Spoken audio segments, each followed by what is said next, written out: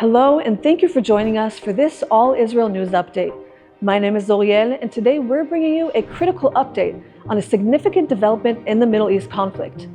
Hamas has appointed Yahya Sinwar as the new head of its political bureau, a move that could dramatically alter the dynamics of the ongoing crisis. This leadership change comes after the assassination of former Hamas leader Ismail Haniyeh in Tehran last week, an act Hamas attributes to Israel. Sinwar, who has been serving as the leader of Hamas in the Gaza Strip since February 2017, now assumes the organization's highest position. His elevation from regional leadership to the head of the political bureau makes a crucial shift in Hamas's top leadership structure. To understand the implications of this appointment, it's crucial to examine Sinwar's background. He is known for his hardline stance and militant approach, having been identified as the architect of several different operations, including the October 7th attack on Israel territory. Sinwar's experiences, including his time in Israeli prisons, have significantly influenced his strategic thinking and reinforced his commitment to armed resistance against Israel. The reasons behind Sinwar's appointment are multifaceted and align closely with Hamas's strategic and ideological objectives. Firstly, this move consolidates power within the organization, placing a hardliner with proven military acumen at the helm. This strengthens Hamas's internal control and aligns with its current militant strategies. Secondly, Sinwar's selection sends a clear message about the continuation of resistance against Israel. His appointment reaffirms Hamas's commitment to maintaining a hardline stance and prioritizing military confrontation over diplomatic solutions. Thirdly, in the wake of Haniyeh's assassination, Hamas likely viewed Sinwar's appointment as a strategic response to an external threat, particularly from Israel. By choosing a leader with a strong military background, Hamas aims to bolster both its defensive and offensive capabilities. Lastly, Sinwar's elevation serves as an act of symbolic defiance. It signals that the organization remains resilient despite the loss of key figures, and that attempts to weaken Hamas by targeting its leadership have not succeeded in altering its fundamental course. The implications of Sinwar's leadership are far-reaching. For Israel, this likely means heightened tensions and increased security challenges, with the potential for escalation and military confrontations.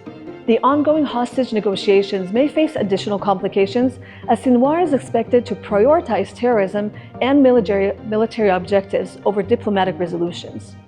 Regarding the broader conflict, we anticipate a potential intensification of hostilities. Sinwar's leadership style suggests an increased focus on military strategies, possibly at the expense of diplomatic solutions.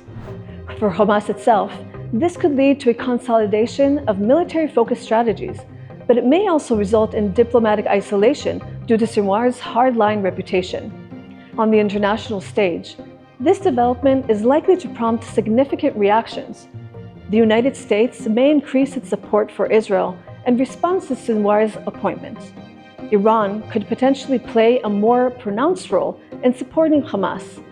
Meanwhile, countries like Qatar and Turkey, which have historically played mediating roles, may find their relationship with Hamas strained due to Sinwar's uncompromising stance.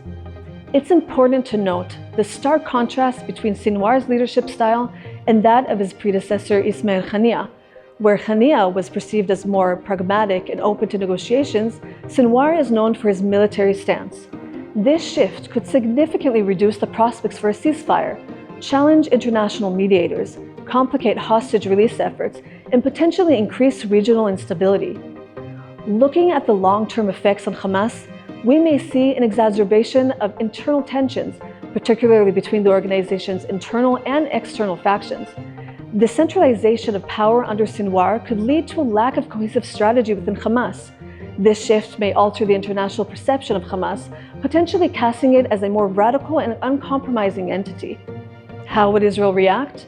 In response to Sinwar's appointment, Israel is likely to employ several different strategies. This may include continued military pressure targeting Hamas infrastructure and leadership, efforts to diplomatically isolate Hamas, and enhanced intelligence operations to disrupt the terror group's planning and operations.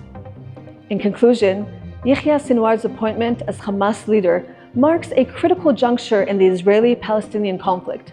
Sinwar's hardline approach and focus on terrorism could lead to increased tension and a prolonged conflict.